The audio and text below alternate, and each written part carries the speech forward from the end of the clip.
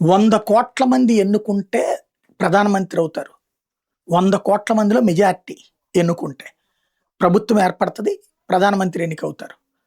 అలాంటిది ఒక 500 మొదట 1000 మంది, ఆ తర్వాత ఏనాడు మోడీకి ఓటు వేయని వాళ్ళు, ఏనాడు బీజేపీకి ఓటు వేయనటువంటి వాళ్ళు, ఏనాడు దేశానికి అనుకూలంగా వ్యవహరించినటువంటి వాళ్ళు ఒక 4-5 వేల మంది పోగయ్యి వాళ్ళందరూ కలిసి ఒక నిరసన చేస్తే, ఇప్పుడు ధర్మేంద్ర ప్రధాన్ రాజీనామా చేస్తే రేపు పొద్దున 10,000 మంది కాదు, 1,00,000 మంది కాదు, 1,00,00,000 మందిని తీసుకొస్తాడు రాహుల్ గాంధీ. అర్జెంటుగా నరేంద్ర మోడీ రాజీనామా చేయాలంటాడు, లేదంటే అల్లకల్లోలం చేస్తానంటాడు, ఏదైతే నేపాల్ చేస్తానంటాడు, బంగ్లాదేశ్ చేస్తానంటాడు. ఏం చేద్దాం? వదిలేద్దామా? ఇక నిరంతరం కొట్టుకు చద్దామా? రోజు గొడవలు సృష్టించుకుందామా? ఒకళ్ళ మీద ఒకళ్ళు ఇట్లాంటి ఉద్యమాలు అడ్డం పెట్టుకుని సాగుదామా?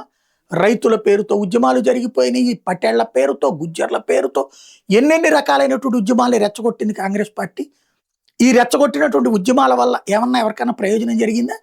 ఆయా వర్గాలు నష్టపోవడం తప్పించి ఇప్పుడు మళ్ళీ అట్లాంటి నష్టపరిచే చర్య సాగుతోంది.